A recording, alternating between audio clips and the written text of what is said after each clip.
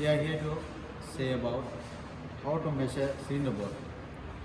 Here are some procedures. First one is properly clean the bore. Can you use some rags, whatever, clean rags. Second one is check the clearance specification for the engine you are working within order.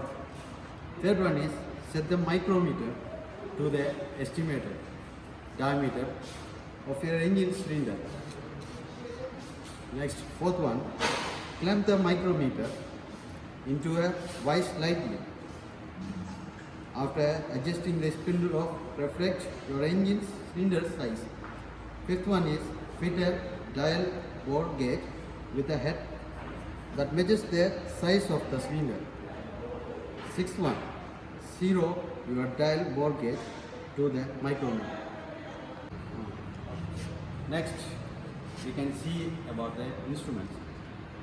For the measurement of this bore, cylinder bore, here are some instruments. First one is vernier caliper. Next one, micrometer, and the last one, bore gauge. Here are some instruments for the bore gauge usage. What seams. Continuously, we take the measurement with this vernier caliper. First, we want to use the procedure. First one, we have to take one rags to clean properly the block and cylinders.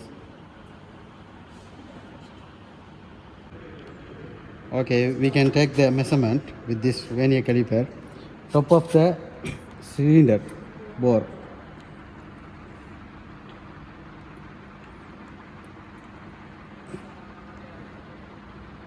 Tighten the adjustable nut.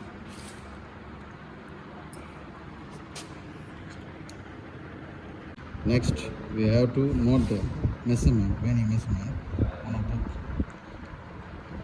Measurement is main division 90, vernier division is 2. So multiple with the least count 0.05 millimeter.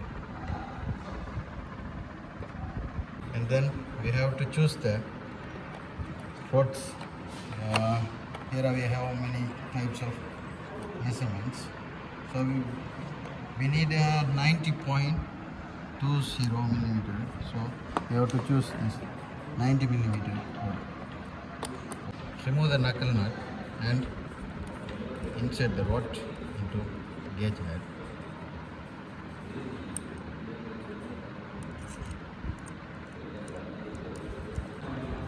We properly inserted the rod into gauge head, and then we need to set the dial gauge into 0 error. Next, clamp the micrometer into a vise lightly. Zero the dial bore gauge to the micrometer. Position the gauge inside the micrometer with the head resting against the anvil. There should be just enough room to rock the instrument back and forth slightly.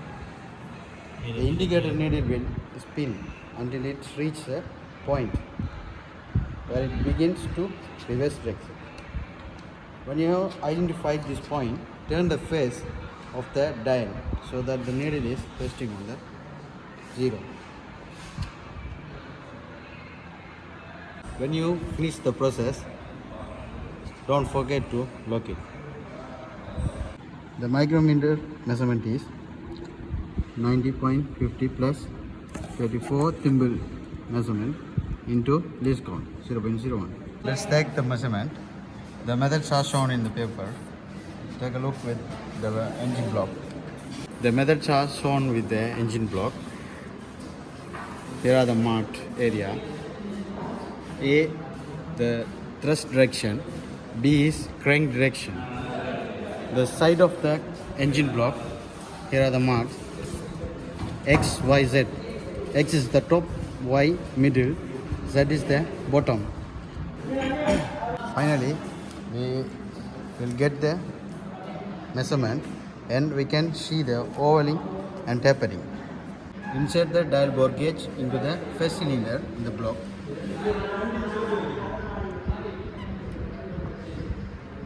Double check that the head of the instrument is more or less level before you begin measuring. The measurement you take with the head of the gauge running perpendicularly to the cylinder block will be known as the vertical measurement. To one you take with the head configured parallel with the block will be known as the horizontal measurement. Rock the gauge back and forth until the indicator needle reverses its direction.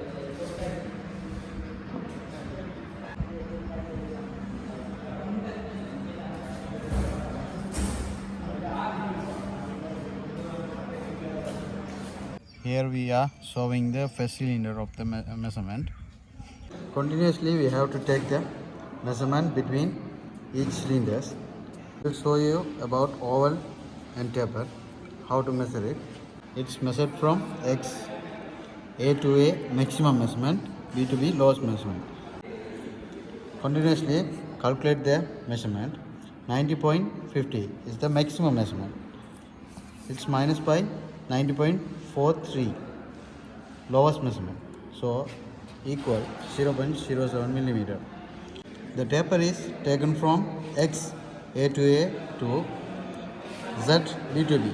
So X A to A is 90.50 minus Z is 90.42 equal 0.08 millimeter.